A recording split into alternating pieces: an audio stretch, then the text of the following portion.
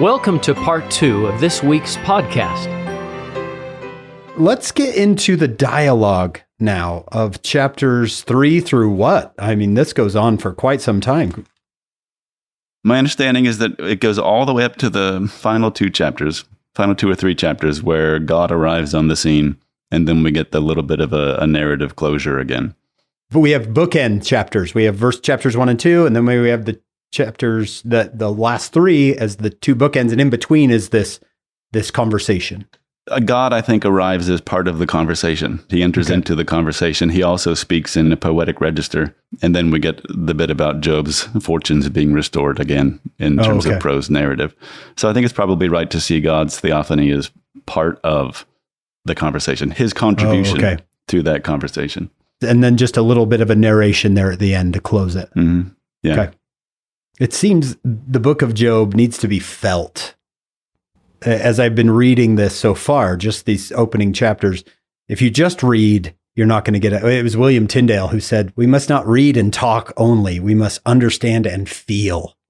And this book, don't you think, Adam, needs to be felt? That chapter 11, why died I not from the womb? You have to feel how excruciating this must be for Job.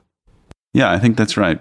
I think the book of Job wants us to feel along with Job what he's feeling. It wants us to put us in his shoes. It wants us to wrestle with the thing that he is wrestling with. And I think that part of why we get so much of it written then as poetry is for this very reason. Because if you can get your head around it, if you can just follow what's being said on a sentence by sentence level, the poetry is designed to be felt more than understood. Poetry is the perfect vehicle for generating those kinds of emotions if you can get into the spirit of the poetry itself. We emphasize empathy and feeling a lot in the church. We've already talked about if you mourn with those that mourn. I mean, I'm always intrigued with that idea of Jesus wept just before he raised Lazarus, and knowing what he was going to do. However, he must have been feeling what they were feeling. And I suppose that's why he wept, which I've always thought was beautiful, that he was feeling what they were feeling on such a level, even though he knew what was going to happen. I look at chapter 13, and the title of our chapter is, Yet Will I Trust. And look at verse 15 of chapter 13. Though he slay me, yet will I trust in him. It sounds like it took him a while to get to that place. Would you say that, Adam? Through the previous chapters to get to this place? Yeah, I think part of what we see, if you kind of track where Job is at throughout the discourses, you see him kind of constantly wobble back and forth between these different positions, between this kind of despair and these almost spontaneous exclamations of trust. Nonetheless, it's not like he's only in one place or the other. You see him constantly kind of in the tension between those two positions. For him to say, though he slay me, yet will I trust in him. What does that mean? His love, his motives, his care for me? I will trust him. There must be a reason? I think usually in the scriptures, what we primarily mean by the word faith is trust. Usually in the scriptures, we don't mean by faith like a willingness to believe things that we don't know for sure. Right. Usually what we mean is something much more like my willingness to place my trust in another person. And I think that's the kind of thing that you have here, where Job expresses his trust in God as a result of finding himself in this place of tension between his despair and his willingness to bear up under it. Faith is that kind of tension between the two, that kind of willingness to stick with it in relationship with another person, even though things haven't gone the way that you wanted. Adam, you mentioned the wobbling between why was I born versus these declarations of faith. Is that not being a human being? I mean, to me, I have friends and me myself have lived that wobble. These declarations of faith, and you mean it. You really mean it. And then the times of the day or the night where you think, I can't live this anymore. I can't keep going. There's a point in chapter 3 where Job says, which long for death, but it cometh not. I just can't keep doing this. Yeah. I can't live like this. If this is what life is, I don't want this. I like how you called it the wobble between between declarations of faith and declarations of just pain. I think it's important to see even his declarations of despair as part of his religious journey, as part of his religious commitment. That what has to be done with that despair, it's not the case that he has to avoid feeling it. It's not the case that he has to avoid feeling sorrow or mourning or being filled with this kind of despair. It's the case that when he feels it, what he needs to do with it is give it back to God. He needs to express that despair to God. And if he's bringing that despair back to God, then he is in the process redeeming even that experience of despair. When we get in trouble is when things implode and we stew in that despair and we don't make that despair itself part of our relationship to God. We refuse to acknowledge it or refuse to deal with it or refuse to think that it might be part of what a real relationship to God looks like. But I think that Job is a really good example of this. The Psalms in general in the Bible are a really good example of this, of the way that kind of despair is the material. It's the raw material for prayer.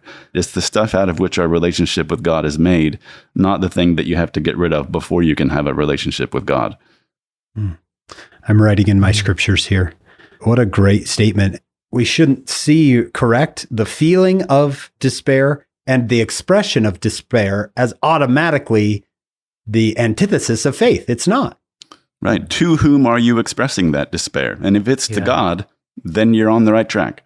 I'm thinking of a talk from Elder Cook. Do you remember there was a little boy who was really scared during a snowy drive? And he called his mom, and the first thing he said is, "I hope you know we had a hard time." Had a hard time. Yeah. He wanted someone to know he was suffering. Maybe that's part of what Job is doing here. Yeah, I think so. I mean, if you think how it unfolds in testimony meetings, a lot of those really most powerful testimonies that are born on fast Sundays come when people share what they are suffering and in that context express their faith. Hope you know I'm having a hard time. That's Elder Quentin L. Cook's talk from October of 2008. It's okay to express that. And maybe in the church, Adam, we get this idea that if I'm not cheerful, I'm not faithful. When the book of Job says the exact opposite. If you're calling out in despair to God, that's an act of faith. You should feel free to dance and shout and sing like David as well. But you should also feel free to cry out in despair if that's what you're feeling. Yeah. President Packer used to quote a little poem. I walked a mile with pleasure, she chattered all the way, but left me none the wiser for all she had to say. I walked a mile with sorrow, and not a word said she, but oh, the things I learned from her when sorrow walked with me. Poetry, there it is. Ah, there it is. Did you feel that? I felt that. That's awesome. John, you mentioned chapter 13, verse 15, and I wanted to share a story that has stayed with me ever since I heard it. It was told to me by a BYU-Idaho religion teacher. His name is John Parker. He's a fantastic teacher, fantastic man. When John was just in his late teens, 18, 19, 20 years old, either just before mission or just after, he and his family were getting together on a Sunday afternoon to take family pictures. And his little sister, Michelle, 17, didn't show up. She was late. And John was kind of, why is Michelle not here? Family pictures is something you're not generally this late for.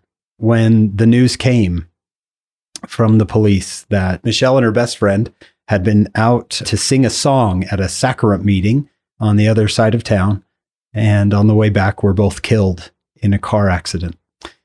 John said his dad, who's also, his name is John Parker, had been the seminary teacher in Rexburg for decades. It was one of those seminary teachers that, you taught my mom type thing. And everybody came out to the funeral to support this family. And this is the story John told me. He said, at the funeral, my dad stood up. He went to the pulpit, couldn't say much, obviously, so much grief, so much pain. But the one thing he said was a quote of Job 13:15. Having those thousands of students there listening, he said, Job 13:15, though he slay me, yet will I trust in him. John Parker told me, he said, at that moment, I thought I knew what faith was. I thought I knew what belief was. Yeah. But when my dad stood up there and quoted that verse, he said that was seared into his memory as faith. Adam, maybe it is in our moments of suffering where we can have our finest moments of faith. Yeah, I think that's where the rubber meets the road. It's where the relationship unfolds. It's where we connect with God or not. Yeah. I think that we sing, because I have been given much, I too must give. We say, I love God because he's done so much for me. And I love the book of Job because it says, okay, but what if he doesn't? Yeah. What will you do when you lose everything? That's why I love the book of Job, because it's kind of a new thought that what if nothing good comes back, or at least in the time frame I expected, then will I love God? And that's why this, though he slay me, which sounds like to be slayed, though yet will I trust him, it sounds like he had to get to that. It took a while to get to that point where even if he slays me, I'm going to trust him. It shows that this is a process, I think, for Job. This is the very thing at stake in what Jesus describes when he promises peace, but not necessarily in the way that the world gives peace. Maybe it will come in the way that the world gives peace. Maybe Job's fortunes will be restored. Maybe, though he won't get his old children back, he'll have new children. But regardless, the thing that God is promising is a kind of peace that operates at a different level than the coming and going of our fortunes in this world. Right. Wow. This has been such a fantastic discussion.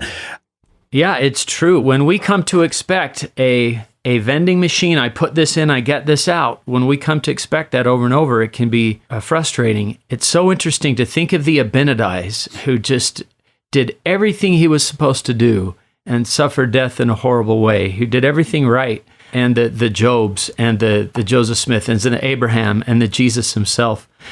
There's a statement that I have from Elder Orson F. Whitney that I've always loved. He said, "No pain that we suffer, no trial that we experience is wasted. It ministers to our education, to the development of such qualities as patience, faith, fortitude, and humility. All that we suffer and all that we endure, especially when we endure it patiently." See, and then it gets even harder.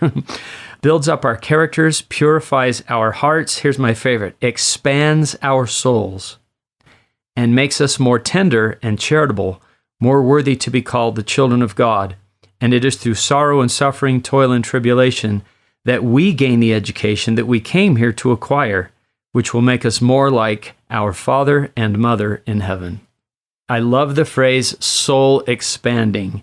It doesn't say it'll make us happier, but when we come across somebody who's having a trial and we've had one, there's just something about knowing someone else has been through this that can be a comfort.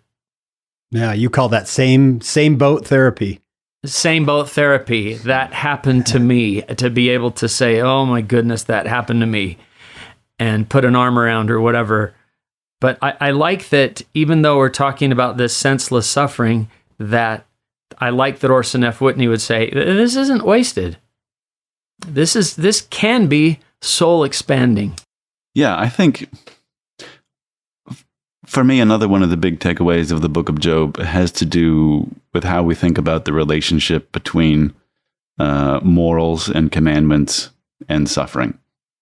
Right? It's tempting to think about it in the way that the natural man does, and to see suffering as a punishment for failing to keep the commandments. Right. But I think we're probably better off thinking about it from the other direction, in terms of thinking about the commandments as God's remedy for suffering. Mm-hmm. Suffering is morality, commandments, God's law. Those are a response to suffering, right? Not an explanation for suffering. And I think Job really drives home that point. You can't use morality to explain suffering, but you should and must use morality to respond to suffering. That is fantastic. That's a great way to put it. We come to a verse in Job 14 that I almost can only read in President Monson's voice. And that is Job 14:14. If a man die, shall he live again? The only reason I know that verse is because of President Monson quoting it over and over. And as I've read it, I've often, of course, talked about resurrection. But today, Adam, as we've been discussing, it almost seems to me that Job is asking, if I suffer this much, can I ever be happy again? I'd encourage us to read the book of Job in a pretty open-ended way, because I think it's designed in that way to allow for a kind of richness and complexity and a range of possible meanings. I quite like what you suggest, though, Hank. As best I can tell, in the context of ancient Israel and in the context of the book of Job, resurrection is not something that's on his horizon, right? It's not dead center on his radar. And instead, these other kinds of live questions about whether or not it's ever possible for him to be happy again, that's much more in tune, I think, with the general vibe of what the book of Job is after. That's what I think so too. I have no problem with that because resurrection is a true principle that we believe in. But as I read it in its context, I'm going, this isn't something he's saying, am I going to be resurrected? It seems that he's just going, can I ever recover? Can I ever recover from this? I really like that, Hank. I'd never seen it that way. To restate, if a man dies, shall he live again? If a man goes through lots of trouble, if he has lots of troubles in his life, will he ever be happy again? Or can I ever enjoy life again? That's a really good way to put it. If you look at Job 14, verse 1, it's kind of an interesting comment. Man that is born of a woman is a few days and full of trouble. I mean, that's one way to describe life. It's short and it's full of trouble. I like that. Someone who is born of a woman. I'm pretty sure that's all encompassing, right? Yeah, that covers everybody. That covers everyone. I like that you're addressing maybe his development through this wrestling, because he does kind of, sounds like a real resurrection type expectation he has in Job 19. Do you want to take us in there? Yeah, I think especially if we give the verses a little context and pick up in verse 23 in chapter 19, we get Job saying, "Oh, that my words were now written. Oh, that they were printed in a book." He got his wish, I guess. They are. That they were, that they were graven with an iron pen and lead in the rock forever. For I know that my Redeemer liveth, and that he shall stand at the latter day upon the earth. And though after my skin worms destroy this body, yet in my flesh shall I see God, whom I shall see for myself, and mine eyes shall behold, and not another, though my reins be consumed within me. Well, it's that line in particular in verse 25 that's most famous, right? I know that my Redeemer liveth, yet in my flesh shall I see God. I think we're right, especially as Christians here, in the context of the New Testament, to read that in light of what we know about resurrection as a kind of type of the doctrine of resurrection. Though I think also in the context, as Hank was just pointing out with the previous example, in the context of this chapter itself, what Job has just said fits in very neatly with his general project of trying to layer by layer, conversation by conversation, build a case against God, to get God to come and account for why he has suffered all these things. And partly what he's expressing here then is a kind of confidence that God will show up at some point and explain himself, that God's going to stand in front of him at some point at the last days and give a kind of explanation for why all these things have happened to him. How fascinating. He's almost saying, I want answers. In my flesh shall I see God. I am going to get my answers. Yeah, and what he once printed in the book, what he once graven with a kind of iron pen, are the list of the complaints that he has about all the things that he has suffered without any justification. And he wants a kind of permanent record of the lawsuit that he's bringing against God, though also expressing confidence that God will answer at some point for what he has suffered. I don't mean to laugh, but man, that is so human. Right? Yeah, very human. I have some complaints.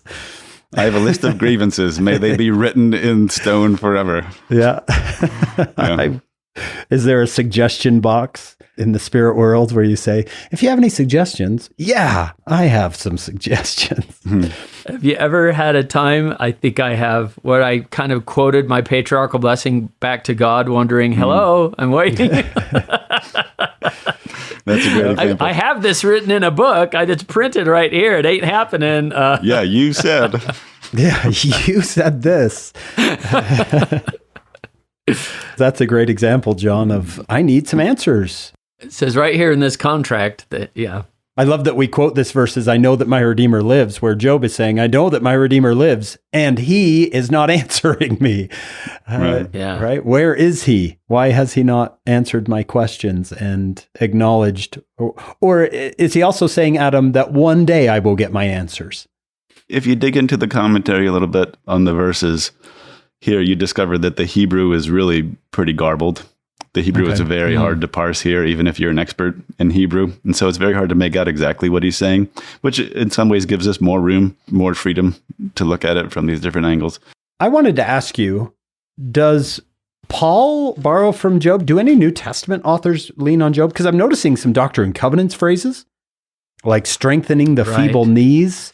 You are right that suffering is in many ways the central question for Paul too, right? For Paul, the whole business of faith, of learning how to live under the law of grace rather than the law of works, turns around this same basic question about whether or not morality is the thing that you use to get what you want and avoid suffering, or whether morality is, at the end of the day, a grace-filled response to all suffering. Yeah. That's Paul's same basic question. In Romans 8, Paul says, who shall separate us from the love of Christ? Shall tribulation, distress, persecution, famine, nakedness, peril, or sword? He goes on down a little bit further to say in verse 38, I am persuaded that death, life, not angels, not principalities, powers, nor things present, nor things to come, nor height, nor depth, nor any other creature shall be able to separate us from the love of God, which is in Christ Jesus our Lord. That seems to be the Christian version of what Job is going through here with God. I think that's right. And in the context of Romans 8, this is in the context of Paul's discussion of how the whole world groans under the weight of sin, right? That the earth itself is crying out with this kind of unarticulatable amount of suffering under the weight of sin. And it's in that context that Paul makes that declaration. I mean, for me, the book of Romans is kind of like the parallel case to the book of Job in the Old Testament. What strikes me about the book of Job as being special in the Old Testament is the fact that it's a really long argument/explanation. That's also, I think, what singles out the book of Romans as really, really special in the New Testament, is that it's a long, clear, uninterrupted explanation of what Paul thinks the gospel of Jesus Christ is about. And he doesn't tell us any stories. We don't get any kind of poetry here, but we get an argument from Paul. Yeah. And I think it's really powerful. In Job and the book of Romans, I think if I were to pick just two books from the Bible to take with me to a desert island, those would be my two. Well, how exciting then. We might as well just put you on the schedule for next year. For Romans, yeah. Sign me up. Because you wrote a book on that one as well. What's that one called? Well, I've been writing about the book of Romans since that dissertation I worked on in John's office and the testing center. Did you use my notes? About Romans. Yeah, sure. Anything and everything on the shelves. I was happy to. Stuff I found in your drawers, whatever. But yeah, I have a little book, right? I have a little paraphrase of the book of Romans where I try to render the epistle into contemporary English in a way that makes the logic of the argument as clear as I can. What's that called? It's called Grace is Not God's Backup Plan. So, Adam, let's jump back into the book of Job. Where do you want to go from here? Well, I think a lot of the rest of what we get in the cycle of conversations that Job has with his friends and the center of the book, very similar to what we've already discussed. Job protesting his innocence, making his case against God for having made him suffer anyway, and Job's friends attempting to argue instead that Job must deserve his suffering if he is suffering. And that conversation kind of builds in intensity and complexity.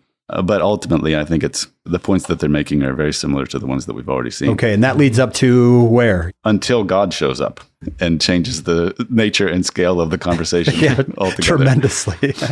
I love that it's out of a whirlwind. It's not a still small voice here. He comes out of a full gale tornado. This is something like God showing up in the form of an enormous, roiling, boiling, lightning-filled storm cloud. That's the guise in which he appears here to Job.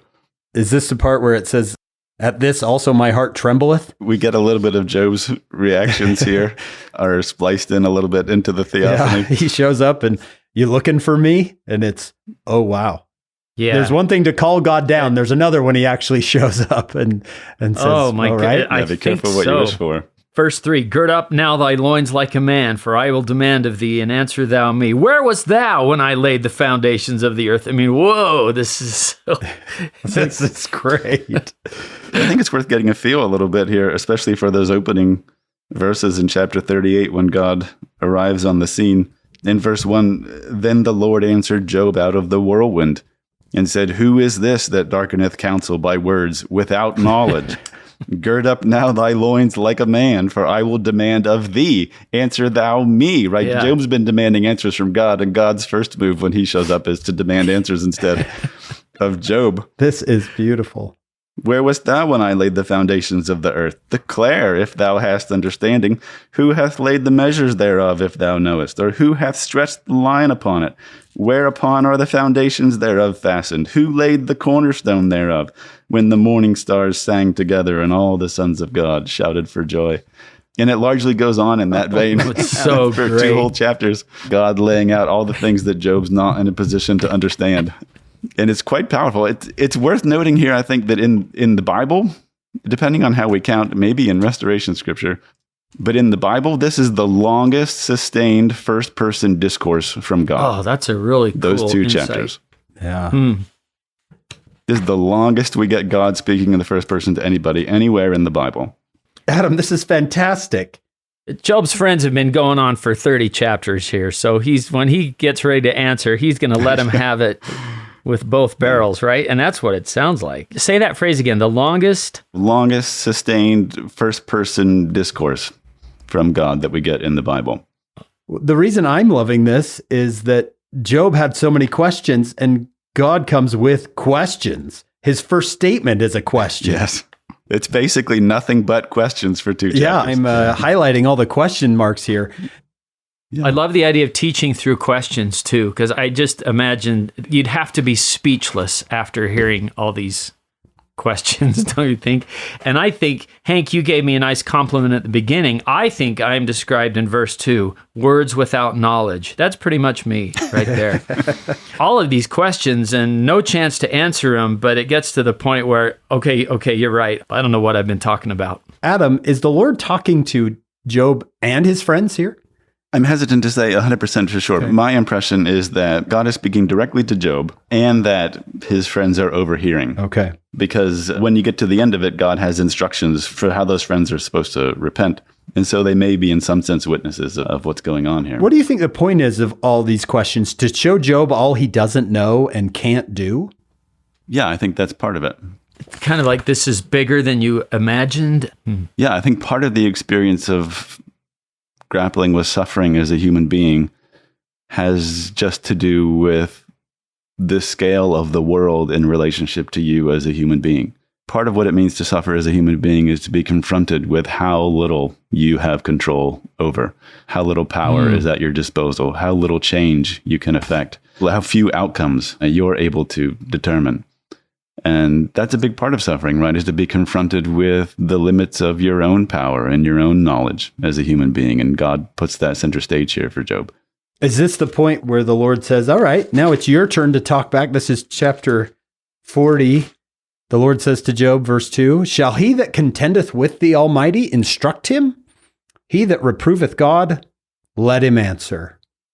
And Job responds with, I don't want to say anything, right? I am vile. What shall I answer? I lay my hand upon my mouth. Job essentially responds by zipping his mouth shut. Which is probably a good idea. I will proceed no further, he says. There's intentionally here a kind of comic element with the degree to which God shows up in this overwhelming, blustering expression of his own power in response to Job's questions. There's a kind of comic dimension to that. But I think it's really important to keep what God has to say here to Job in the context of 2 things. One, of the fact that Job cried out for God to come, and he came. Yeah. He doesn't address Job's questions, but he's there. But he does address Job. Yeah. He's there with Job. And I think the other thing to put this in the context of has to do with the fact that once God wraps it up, Once he's kind of schooled Job in the limits of his own understanding and power, God says to Job and his friends that Job was right to have asked all those questions, and Job's friends were wrong.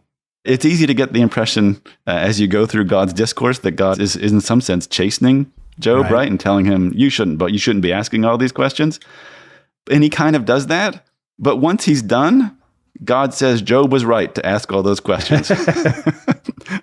And you friends were wrong for telling him not to ask them. And you better repent. It's just a remarkable layering of all those different dimensions into this experience here with God at the end of the book of Job. Yeah. Wow, this has just become so beautiful in my eyes. He told him that twice. Gird up thy loins now like a man. I will demand of thee. Declare thou unto me. And then he goes on again with more questions. We get long descriptions of the amazing creatures that he's made, especially the amazing mythological creatures like the Leviathan and the Behemoth, right, that represent kind of chaos writ large, how God tamed them and made them and controls them. And it's pretty extraordinary stuff just in terms of poetry and literary quality. I'm reading here Job's response in 42. Then Job answered the Lord and said, I know that thou canst do everything, and that no thought can be withholden from thee. Who is he that hideth counsel without knowledge? Therefore have I uttered that I understood not. Things too wonderful for me, which I knew not. I can't wrap my head around it, and now I get that. But the trust is still there. Then we get in verse 7, when we switch finally back here to the narrative, to the prose. And it was so that after God had spoken these words unto Job, the Lord said to Eliphaz the Temanite, My wrath is kindled against thee and the two friends, for ye have not spoken of me the thing that is right, as my servant Job hath. They thought, Job's friends thought they were defending God. But God says to them that Job, who was complaining about God, he was the one who was right. He was right. What was it that they were wrong about, if you had to sum it up? Was it the idea that you must have sinned, Job? You must have sinned. Yeah, I think they were wrong about that natural human tendency to draw a straight line between suffering and punishment. Yeah. Right? They were wrong to think that suffering is the kind of thing that can be deserved. There's always a cause or an effect. That's great. So now we come to the conclusion, and it ends up being absolutely beautiful. John, you want to read a couple verses from chapter 42? Yeah, the closing verses of Job 42. So the Lord blessed the latter end of Job more than his beginning, for he had 14,000 sheep and 6,000 camels and 1,000 yoke of oxen and 1,000 she-asses. He had also 7 sons and 3 daughters. Verse 15 says, And in all the land there were no women found so fair as the daughters of Job, and their father gave them inheritance among their brethren. After this lived Job 140 years, and saw his sons and his sons' sons, even 4 generations. So Job died, being old and full of days. That's how it ends. We do get the happily ever after note here, though I think it's worth noting that the only time you get happily ever after is when you stop the story in the middle. Job's fortunes are restored here. His wealth is restored. He and his wife have new children, but he still lost his previous children. They still died. He still lost them. The open wound of them would remain. Having new children wouldn't have erased that from his heart or mind.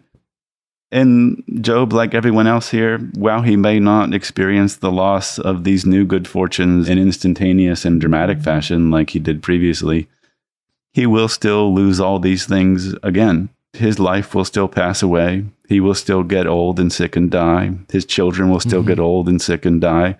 He will still lose his fortune again.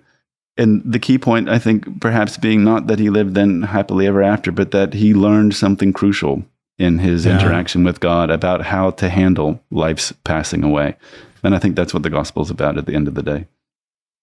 I love that, Adam. Perhaps he was so full of days because of what he went through. Yeah, it's a beautiful line, full of days. That's what you're looking for. It seems to me that Elder Neil A. Maxwell talked a lot in his life about suffering and making sense of suffering and things like that. And he made a comment that kind of makes you smile about Job in this chapter 38 that we just read. He said, while most of our suffering is self-inflicted, some is caused by or permitted by God. This sobering reality calls for deep submissiveness, especially when God does not remove the cup from us. In such circumstances, when reminded about the premortal shouting for joy as this life's plan was unfolded, Job 38:7, we can perhaps be pardoned if in some moments we wonder what all the shouting was about. That would have been an April 1985 conference. When I was reading about Job, I read a comment from a biblical scholar named Moshe Greenberg. He wrote this: "A pious man whose life has always been placid can never know whether his faith in God is more than an interested bargain, a convenience that has worked for his benefit, unless it is tested by events. The terrible paradox is that no righteous man can measure his love of God unless he suffers a fate befitting the wicked." So I see that idea, oh yeah, I love God, he's been good to me, but what if the life you think you're living sounds like something that's more fitting for the wicked? Will you still love God? I think that's what the book of Job kind of pushes us against the wall. Will I love God when everything is going wrong?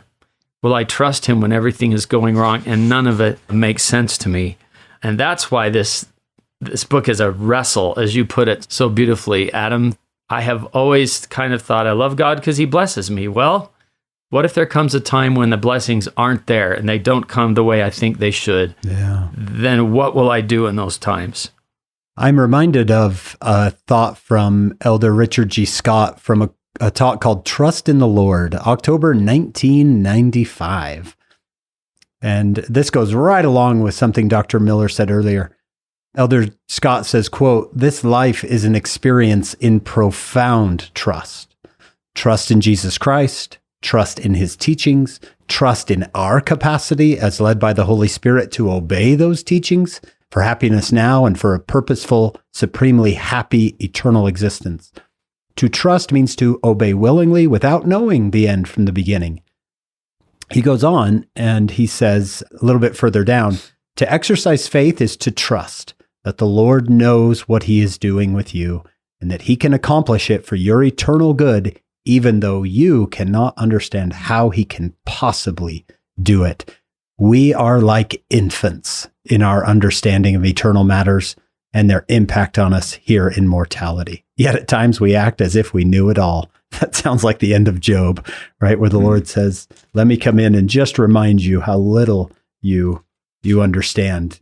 John, what does section 58 say? "You cannot behold with your natural eyes for the present time the design of your God. The design of your God concerning those things which shall come hereafter." Which is such a great verse. Yeah. To me, the whole Beatitudes are, blessed are the right now, which all sound at first glance negative.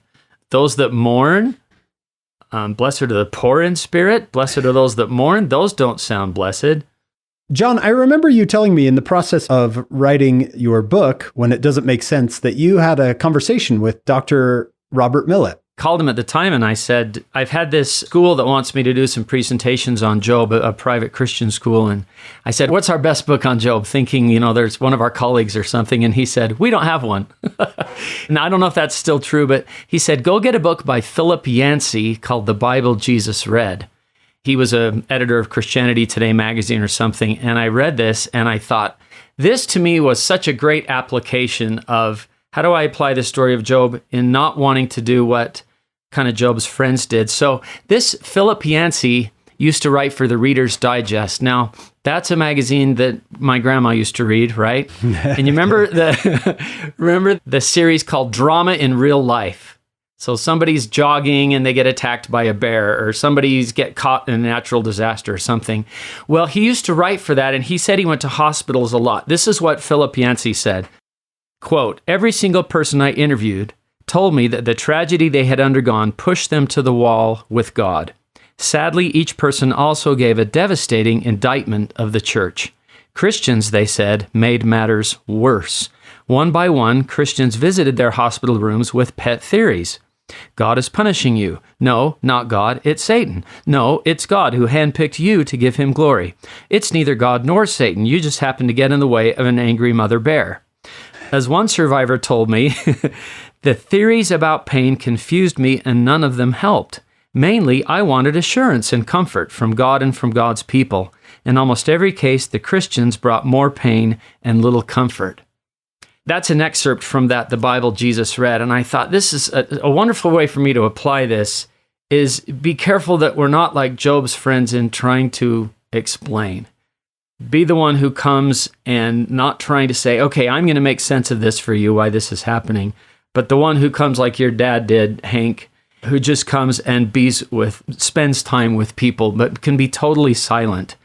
And I just thought that was, I don't want to be that person that actually comes and make things worse by trying to explain what God is doing. I think that's excellent because that's something that Latter-day Saints, I don't know if other faiths struggle with this, but I think it's something that Latter-day Saints struggle with is we want to come in and fix. We want to make sense. I love what you said, Hank, about I got to find just the perfect scripture for this. Sister Sherry Dew said once, although the Lord will reveal many things to us, he's never told his covenant people everything about everything.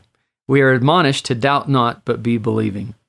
Adam, before I ask you our last question, do you have any final thoughts on Job for our listeners? Anybody who's listening at home, anything that you'd hope they take away that we haven't hit? I would hope that they would take away a sense of hope and possibility that the book of Job can be read. Right, yeah. That ordinary people without any special academic training. Don't skip it. Yeah, can read it. Right. It'll take a little time and it'll take a little effort, like anything worth doing. But it can be read, and the experience of reading it can be profound if we'll let ourselves sink into it and sit with it and ponder on it. Yeah. For me personally, there's something exciting about becoming more scriptural literate. When the scriptures open up to you, what did Elder Maxwell say? It's like a mansion with rooms yet to be discovered and fireplaces by which to yet warm ourselves. I think about President Benson's kind of approach with the Book of Mormon. Why did Alma or Mormon or Moroni include this? And we can do the same thing. The Book of Job can bless me. This is not a trial. I want to read it. And why is this book here? And how can the Lord help this book bless me? So I like what you're saying, Hank. John, fantastic. Adam, before we let you go, I think our listeners would be interested in hearing your journey of your faith and your scholarship. You said early on that you knew books were for you. What's the journey of your education and your faith been like? It has been heart and mind expanding. It has been challenging in the ways that all heart and mind expanding are, and worth all the more for it. I mean, I feel like I have become increasingly sensitive to the ways that books can be doors that open onto God, but I've also become increasingly sensitive to the way that books can be a way of avoiding God. Both of those are kind of constant temptations. I'm interested in the book of Job, especially because I'm interested in God. And a surprise turn of events that your listeners might find surprising. Though I am a scholar of religion and specialize in philosophy of religion, I'm not especially interested in religion at the end of the day. What I'm interested in at the end of the day is God. That's what I'm looking for. And religion, sometimes it can help you get there, and sometimes, as Job's friends illustrate, it can get in the way, as John was also indicating just a minute ago too. Yeah. There are a lot of things I don't know or understand about my own religion or my own experience of religion. My sense for my own ignorance has only grown in that respect the more that I've studied and the farther that I've gone. But at the end of the day, that's not decisive for me, because I didn't come to religion looking for religion. I came to religion looking for God. And I am a Latter-day Saint and will, till the day I die, be a Latter-day Saint, because this is where God has shown himself to me. What a fantastic day, John. This has just been, I love the book of Job now, much more than I ever have. And it's so unique. I think Adam showed us how uniquely it's an argument from start to finish. I'm never going to forget that idea, a wrestle from start to finish, not just here's some doctrine, here's a story, but here's a wrestle from start to finish. And here's the outcome of the wrestle. It's really good. We want to thank Dr. Adam Miller for joining us today. What a great day. We want to thank our executive producers, Steve and Shannon Sorensen, and our sponsors, David and Verla Sorensen. And we hope all of you will join us on our next episode of Follow Him. We have an amazing production crew we want you to know about. David Perry, Lisa Spice, Jamie Nielsen, Will Stoughton, Crystal Roberts, and Ariel Cuadra. Thank you to our amazing production team.